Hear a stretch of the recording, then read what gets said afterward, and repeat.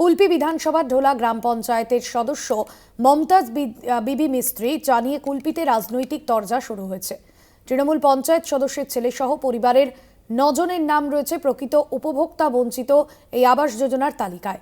জেলা শাসকের কাছে লিখিত অভিযোগ এলাকার বাসিন্দার কুলপি বিধানসভার ঢোলা গ্রাম পঞ্চায়েতের পঞ্চায়েত সদস্য এই মমতাজ বিবি মিস্ত্রি, তার পরিবারেরই 9 জনের নাম এসেছে আবাস যোজনার বাড়ির তালিকায়। সেখানে যোগ্য উপভোক্তারা এই তালিকা থেকে বাদ যাচ্ছে তাদের নাম, এমনটাই অভিযোগ করছেন স্থানীয় বাসিন্দারা। আর সেই অভিযোগের ভিত্তিতেই কিন্তু তারা ইতিমধ্যেই তাদের ক্ষোভ প্রকাশ করেছেন। জেলা শাসকের কাছে লিখিতভাবে অভিযোগও করেছেন এলাকাবাসীরা। পরিবারের 9 জনের নামে এসেছে আবাসের বাড়ি। মানুষ প্রধান প্রতিনিধি রয়েছেন ফোন লাইনে। মানুষ, ঠিক কি অভিযোগ আসছে ওই পঞ্চায়েত সদস্য, তিনি বা কি বলছেন?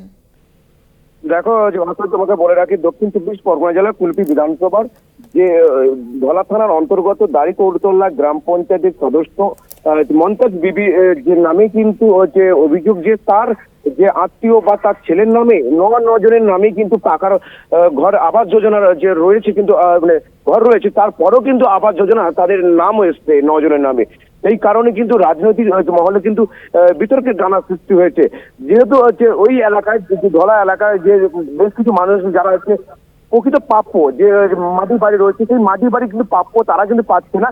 কিন্তু শাসক দল হলেই কিন্তু যে শাসক দলের আত্মীয় থেকে তার ছেলে থেকে সবাই যে তারা এই যে পাকার বাড়ি রয়েছে তারপরেও কি করে নাম আসে সেই নিয়ে কিন্তু জেলা শাসকের কাছে যে ঢোলাহাট এলাকার এক বাসিন্দা তিনি কিন্তু একটি লিখিত অভিযোগ জানায়। এর পাশাপাশি বলে রাখি যে আইএসএফ ও বিজেপি পক্ষ থেকে কিন্তু বিডিও অফিসে লিখিত অভিযোগ জানানো হয়েছে।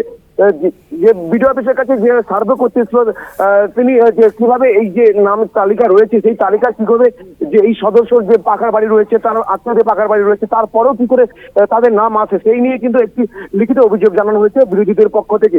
এর পাশাপাশি বলে রাখি যে এই যে মমতাজ বিবি যে রয়েছে মিস্ত্রি, যে অঞ্চল যে সদস্য, সে কিন্তু জানিয়েছে যে আমরা তো এই যে তালিকার যে লিস্ট রয়েছে তখন কিন্তু 2018 সালের লিস্ট ছিল, তখন আমাদের মাটির বাড়ি ছিল, তখন তো পাকার বাড়ি ছিল না। সেই সময়কার তখন কিন্তু আমরা লিস্ট জমা দিয়েছি, তারপরে আমরা পাকা বাড়ি করেছি।